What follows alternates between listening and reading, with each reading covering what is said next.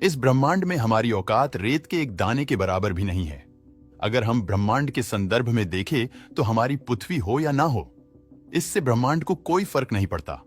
ब्रह्मांड इतना बड़ा है कि इसका वास्तविक आकार आपको सच में हैरान कर देगा। आइए देखते हैं हमारा ब्रह्मांड कितना बड़ा है। अब हम एक क्राफ्ट में बैठकर पृथ्वी से ऊपर उड़ान भरते हैं तो पृथ्वी की सतह से 400 किलोमीटर ऊपर पहुंचने पर हम इंटरनेशनल स्पेस स्टेशन पर पहुंच जाएंगे। आपको बता दूं कि यह स्पेस स्टेशन दुनिया का सबसे महंगा स्पेस स्टेशन है, जिसे इंसानों द्वारा बनाया गया सबसे बड़ा ऑब्जेक्ट है। यह लगभग 27,000 किलोमीटर प्रति घंटे की रफ्तार से पृथ्वी की परिक्रमा कर रहा है। यह रफ्तार इतनी ज्यादा है कि यह 24 घंटों में पृथ्वी के 16 चक्कर लगा देता है। अगर आप इस स्पेस स्टेशन से पृथ्वी को देखोगे तो पृथ्वी बहुत बड़ी दिखाई देती है, लेकिन जैसे जैसे हम पृथ्वी से और ज्यादा दूर जाते जाएंगे, वैसे वैसे हमें महसूस होता जाएगा कि वास्तव में हमारे सोलर सिस्टम में पृथ्वी का क्या अस्तित्व है। अगर हम पृथ्वी से लगभग 4 लाख किलोमीटर दूर पहुंच जाए, यानी चंद्रमा पर, तो वहां से हमारी पृथ्वी कुछ इस तरह की दिखाई देती है। पृथ्वी का यह नजारा देखकर ऐसा लगता है कि किसी ने अंतरिक्ष में ब्लू मार्बल रख दी हो। वहीं अगर हम पृथ्वी को मंगल ग्रह से देखें तो यह कुछ इस तरह की दिखाई देगी। अब आप अंदाजा लगाइए कि अभी तो हम सिर्फ अपने पड़ोसी ग्रह पर ही पहुंचे हैं और वहां से हमारी पृथ्वी सिर्फ एक डॉट के समान दिखाई दे रही है। अगर हम शनि ग्रह से पृथ्वी को देखें तो यह कुछ इस तरह की दिखाई देगी, एक छोटी सी डॉट जो आंखों से ओझल हो रही है। ध्यान दें कि अभी तो हमारा सोलर सिस्टम खत्म भी नहीं हुआ और हमारी पृथ्वी अभी से हमारी आंखों से ओझल होने लगी। अगर हम अपने स्पेसशिप को इतना ऊपर ले जाएं, जहां से हम अपने सोलर सिस्टम को एक ही बार में देख पाए, तो वो नजारा हमें कुछ इस तरह का दिखाई देगा। अब आप सोच कर देखिए कि हमारा सूर्य, जो कि इतना विशाल है, वह भी संपूर्ण सोलर सिस्टम के सामने बौना नजर आ रहा है। हमारा सोलर सिस्टम कितना बड़ा है। आप इस चीज का अंदाजा इस बात से लगाइए कि अगर हम सूर्य से लेकर नेपच्यून तक एक सीधी लाइन बनाएं, तो इस लाइन में हमारे सूर्य जितने 3000 से भी ज्यादा सूर्य समा जाएंगे। तो आप इससे अंदाजा लगा सकते हो कि हमारे सोलर सिस्टम के सामने सूर्य की क्या औकात है। सूर्य, जो खुद में इतना विशाल है कि इसमें हमारी पृथ्वी जैसी 13 लाख पृथ्वियां समा जाएंगी।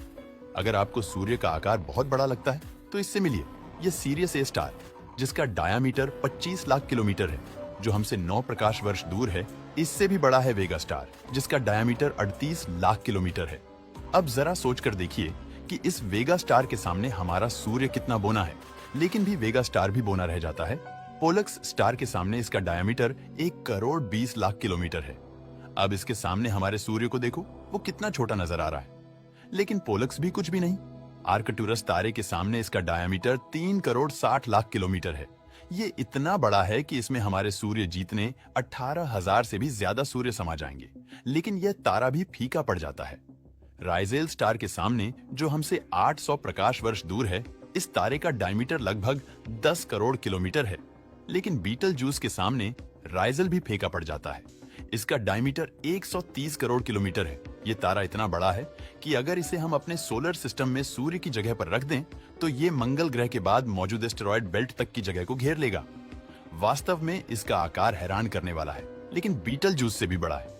वे वाई कैनिस मेजोरिस, जो कि 200 करोड़ किलोमीटर के डायमीटर में फैला हुआ है। अगर इसे अपने सूर्य की जगह पर रख दें तो ये जुपिटर के ऑर्बिट तक पहुंच जाएगा।